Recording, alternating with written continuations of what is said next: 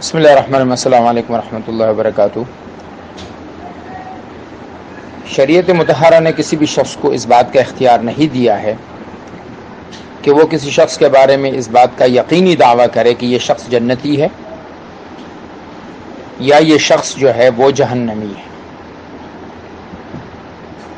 البتہ علامات ہیں، آثار ہیں جن کی بنیاد پر اتنا کہا جا سکتا ہے کہ اس شخص کے بارے میں جنتی ہونے کی امید کی جا سکتی ہے اور اس شخص کے بارے میں جہنمی کی امید کی جا سکتی ہے۔ لیکن اگر کسی شخص کو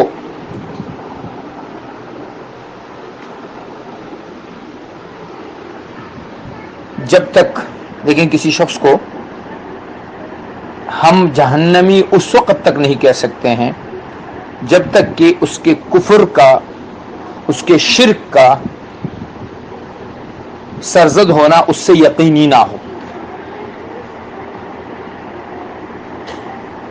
اگر ایک شخص ہے وہ گناہوں کے دلدل میں بری طرح سے گرا ہوا ہے، جیسے کہ حدیث میں نے پچھلے دنوں میں بھی یہ کہی تھی، من قال لا الہ الا اللہ دخل الجنہ، جو یہ کلمہ پڑھے گا جنت میں داخل ہوگا۔ صحابی نے عرض کیا کہ یا رسول اللہ ان زنا و ان سرق، چوری کرے زنا کرے، آپ نے فرمایا پھر بھی جنت میں جائے گا۔ اس نے دوسری مرتبہ کہا چوری بھی کرے زنا بھی کرے، آپ نے فرمایا جنت میں جائے گا۔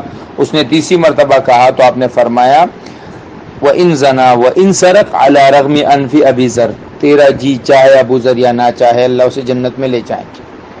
تو گناہ کی بنیاد پر کسی کے لیے ہم فیصلہ نہیں کر سکتے کہ وہ جنتی ہے یا جہنمی ہے۔ عائشہ رضی اللہ تعالیٰ نے ایک بچے کے بارے میں کہا کہ یا رسول اللہ یہ تو بس جنت کے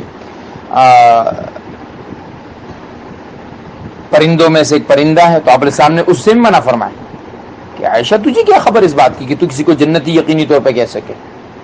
ہاں اتنا ضرور ہے، آثار ہیں، ایک آدمی کی زندگی بھر کے اعمال ہیں، اس کی زندگی بھر اس نے جو ہے وہ اللہ کو راضی کرنے میں گزارے، محمد صلی اللہ علیہ وسلم کے سنت طریقے پہ زندگی گزاری، امید کی جا سکتی ہے، اس کے بارے میں اچھے الفاظ کہے جا سکتے ہیں، ماشاءاللہ امید ہے انشاءاللہ بھائی اللہ جنت دیں گے، بھائی ایسے اعمال تو بھائی جنتیوں کے ہیں۔ لیکن جہنمی کا فیصلہ کرنا یا کسی کو جہنمی قرار دینا یہ تو بہت مشکل عمل ہے۔ اور پھر ایک آدمی ظلمن قتل ہو، ظلمن قتل ہونے کا مطلب کیا ہے؟ قتل ہونے کی تین بنیادیں ہیں۔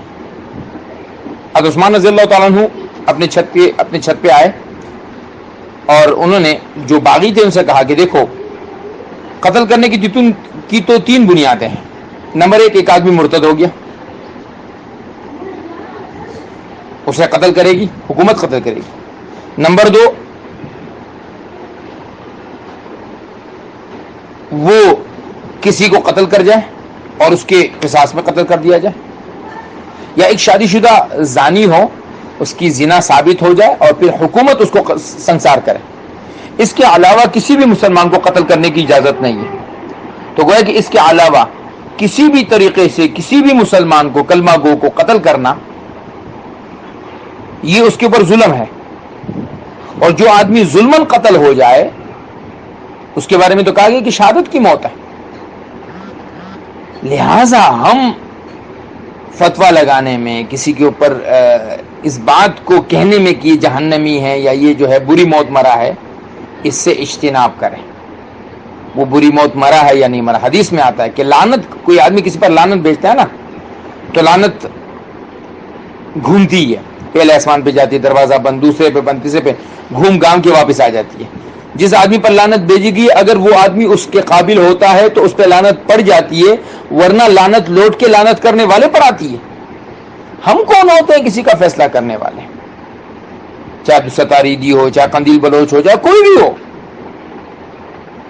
جو اس دنیا سے گیا، کفو عن مساویہم، ان کی برائیاں کرنا چھوڑ دو۔ اللہ سے یہ کہو کہ اللہ تو مجھے اپنی رضا والی موت، اپنے نبی کی اطاعت والی موت، اور وہ موت کے جس پہ تیرے فرشتے مجھ سے کہے سلام علیکم۔